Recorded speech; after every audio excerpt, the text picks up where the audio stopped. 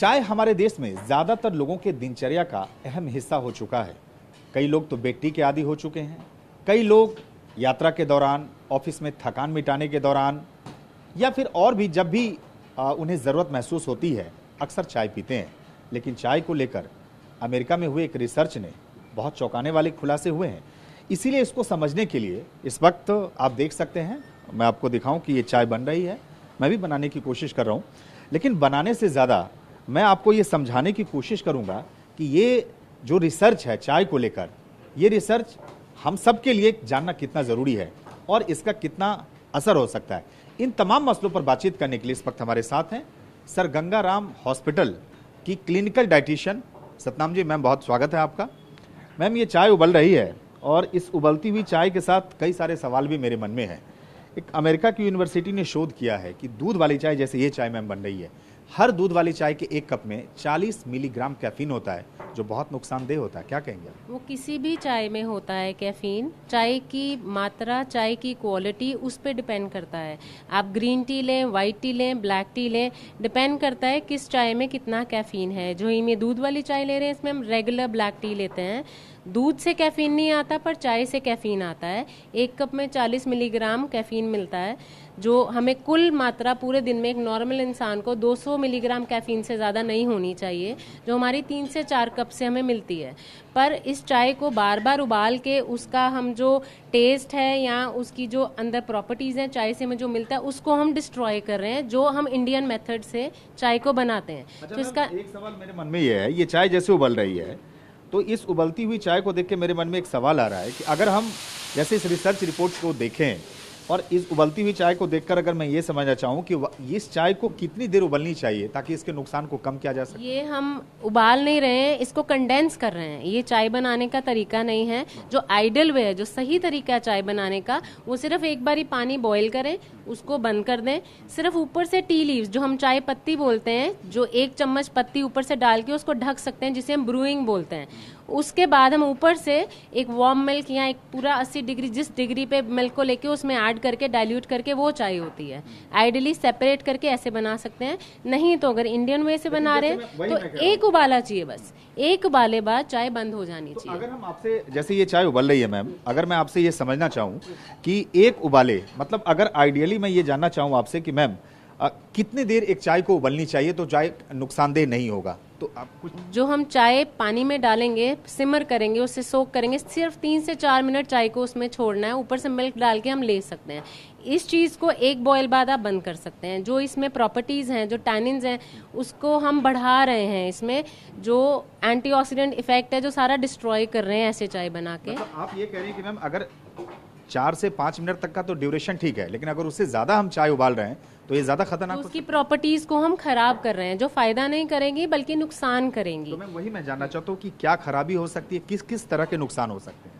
सबसे पहले ये हमें एसिडिक और हो जाएगी, क्योंकि हम दूध भी ज़्यादा डाल रहे हैं इसमें, और इसमें एसिडिक होएगी, जिससे हमारे इंटेस्टाइन लेयर जो अंदर उसको रैशेस करेगी, एसिडिटी बढ़ाएगी। उससे हमें हेल्थ इश्यूज और बढ़ने का चांसेस होते हैं। ऊपर से हमारी इंडियन हैबिट्स है कि हम इसको खाली पेट ज़्यादा लेते हैं, उठते ही सीधा एम्प्टी स्टमक लेते हैं या बार बार लेते हैं, जिससे हमारी स्किन लेयर अंदर जो इरोजन्स हैं उसको डिस्टर्ब करती है, सारी स्किन को इरिटेट करती है। तो आप ये कह रही है मैम कि जो लोग खाली पेट ले रहे हैं वो और ज़्यादा उन्हें नुकसान हो रहा है? वो तो है ही है नुकसान। तो कभी भी खाली पेट सुबह उठते सीधा चाय नहीं लेनी है। पहले पानी लेके, या जो रेकमेंडेशन है डाइटिशियन के पास आएंगे, वो रेकमेंड करेंगी क्या लाइफस्टाइल है, उसे देख के आप ले सकते हैं। पर खाली पेट चाय लेना तो बिल्कुल भी खराब है, बिल्कुल भी ठीक नहीं है, वो तो नहीं लेनी है आपने। आमतौर पे मैम हम लोग देखते हैं, जैसे ये चाय उबल रही है, आमतौर पे देखते हैं कि हम लोग जैसे अभी हॉस्पिटल में हैं, आमतौर पे इस तरह की चाय ही मैम मिलती है। चाहे आप नुक्कड़ पे जाएं या चाय की शॉप पे जाएं, अमूमन हमारे देश में लोग इसी तरह के चाय के आदी हैं। तो ये हैबिट नुकसान की तरफ ले जा रहा है, जैसे इस रिसर्च रिपोर्ट में भी है मैम। देखिए, कभी कभी वंस इन ए वाइल आप इमरजेंसी में हैं, बाहर हैं, हॉस्पिटल्स में हैं, कहीं बाहर आउटिंग पे हैं, ठीक है। पर ये चीज़ अगर लॉन्ग रन में आप घर में भी यही प्रैक्टिस में लेके आएंगे तो विच इज़ बैड, वो ठीक नहीं है। इससे जो हमें फ़ायदा होना है, हम फ़ायदा नहीं ले रहे हैं, नुकसान और ले रहे हैं। क्योंकि हम मिल्क ज़्यादा यूज़ कर रहे हैं, वो कुछ ना कुछ नीचे इसका लेफ्ट ओवर रह जाता है, उसी को हम रीहीट कर करके वो चाहे वो यूज़ कर रहे हैं, तो उस पड़ी पड़ी चाय में जितना बैक्टीरियल ग्रोथ बढ़ जाता है वो सबसे पहले हमारे इंटेस्टाइन्स के लिए खराब होता है, जिससे बीमारियां और होने का डर होता है। मैम एक सवाल ये मेरे मन में आ रहा है, जैसे कई बार होता है हम लोग चाय बनाते हैं, फिर चाय ठंडी हो जाती है, फिर उसको उबाल के पीते हैं। इस रिसर्च रिपोर्ट में भी कहा है कि ये चाय और ज्यादा खतरनाक हो जाती है। ये हो जाती है क्योंकि उसमें पड़ी पड़ी दूध में एक तो बैक्टीरियल ग्रोथ, ऊपर से हम गुड़ शक्कर डालते हैं, चीनी डालते हैं, उससे वो और बैक्टीरियल ग्रोथ होने का डर होता है, जिससे वो पचती नहीं है, सीधा जाके पेट में खराबी करती है, लूज मोशंस, डायरिया होने का डर है, क्रैम्प्स होते हैं, पेट दुखता है, एसिडिटी बढ़ती है।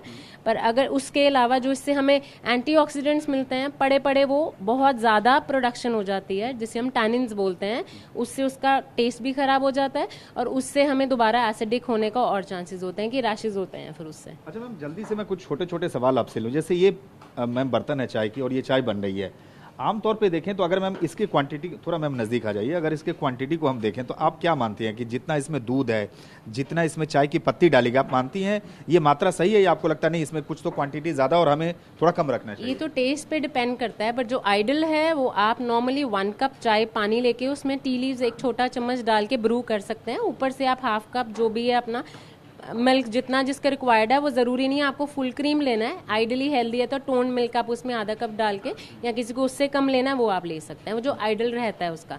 अब इसमें तो इन्होंने कितना पोर्शन साइज लिया है, कैसे बना रहे हैं, वो डिपेंड करता है कितने लोगों के लिए बना रहे हैं। पर आइडल वे में आप ऐसे ही बना सकते हैं, 1 कप पानी में थोड़ी सी टी लीव सोक करके ब्रू करके ऊपर से आप मिल्क ऐड कर सकते हैं और चीनी उसके बाद एंड में डाल सकते हैं। अच्छा मैम, बर्तन को लेके भी कोई सजेशन आपका, कोई सुझाव है कि किस तरह के बर्तन का इस्तेमाल होना चाहिए जिससे जो कम नुकसानदेह हो सके? बाकी जो हमारा इंडियन ऑरा है, जैसे हम यूज़ करते हैं चीज़ें, सबसे बेस्ट एल्यूमिनियम या स्टील रहता है। बट डेफिनेटली आप जब भी इसको बनाते हैं उसको वॉश कर लें प्रॉपरली, उस बर्तन को बार बार रीयूज़ ना करें। मतलब आप ये कह रहे हैं कि एक बार जिस बर्तन में चाय बन गई उससे पहले साफ कर लें फिर दोबारा चाय बने, ये ना हो कि उसी बर्तन में लगा। बिल्कुल बनता है, बिल्कुल ये होता है। अगर ज्यादा है, अगर इतने लार्ज स्केल पे चाय बन रही है तो at least after every 2 to 3 hours वो बर्तन वॉश होना जरूरी है, क्योंकि इसका जो सबसे ज्यादा बैक्टीरियल ग्रोथ, जो चाय 4 घंटे पड़ी है, सिर्फ 10 से 15 मिनट के बीच में वो चाय पी सकते हैं, उसे हीट करने की जरूरत नहीं है, रीहीट करने की। पर जो चाय लंबी पड़ी है, 3 से या 4 या 8 घंटे तक पड़ी है, वो बर्तन के आसपास भी लगी है, दूध सारा लगा हुआ है, तो उसमें सबसे ज्यादा बैक्टीरिया और मोल्ड्स रीग्रो होने का चांसेस रहता है। कई बार हम देखते हैं मैम, कई जैसे नुक्कड़ पे चाय लोग बनाते हैं या कई जगह तो बार बार उसी चाय टी लीफ का इस्तेमाल करते हैं, उसी चाय पत्ती में बार बार पत्ती डाल डाल के चाय नहीं है, वो सिर्फ हमें एक ये बोल सकते हैं उसका कोई बेनिफिट नहीं है, बट डेफिनेटली एक ब्रेन को साइकोलॉजिकल है कि हाँ चाय मिल रही है, बस उसको हम रिलैक्स कर रहे हैं। चाहे उसका फायदा आ रहा है नहीं आ रहा है, वो हमने बस अपनी बॉडी को ट्रेन कर रहे हैं कि हमें 1 कप चाय मिल रही है, हम पिए जा रहे हैं बस वो, अदरवाइज उसके हेल्थ बेनिफिट्स कुछ नहीं है। तो कुल मिला के क्या एडवाइस करेंगे कि कैसे लोग चाय का इस्तेमाल करें जो मैम कम नुकसानदेह हो? क्योंकि ये जो रिपोर्ट आई है, कम से कम हमारे देश में तो चाय के शौकीनों की संख्या बहुत बड़ी तादाद है, उनके लिए तो अच्छी नहीं है। तो आप क्या मशवरा देंगे? कोशिश करें फ्रेश टी बनाएं, पर जो लोग बड़े हैं या वर्किंग हैं, एक तो कोशिश करें उसी टाइम फ्रेश बना के पिएं। यहाँ किसी ने स्टोर भी करनी है चाय तो वो 4 घंटे से ज़्यादा रेफ्रिजरेट करें, उस पानी को अलग, मिल्क को अलग अलग से आप केटल में वार्म करके उसको बना के दे सकते हैं। पर बनी बनाई चाय अगर बाहर रखी है 4 घंटे के बाद कंज्यूम नहीं कर सकते हैं, बट अगर रेफ्रिजरेट कर रहे हैं वो भी इतनी हेल्दी नहीं रहती है, पर करनी है तो उसके बाद एक बार ही वो यूज़ कर सकते हैं, अदरवाइज नहीं तो फ्रेश ही बनाएं।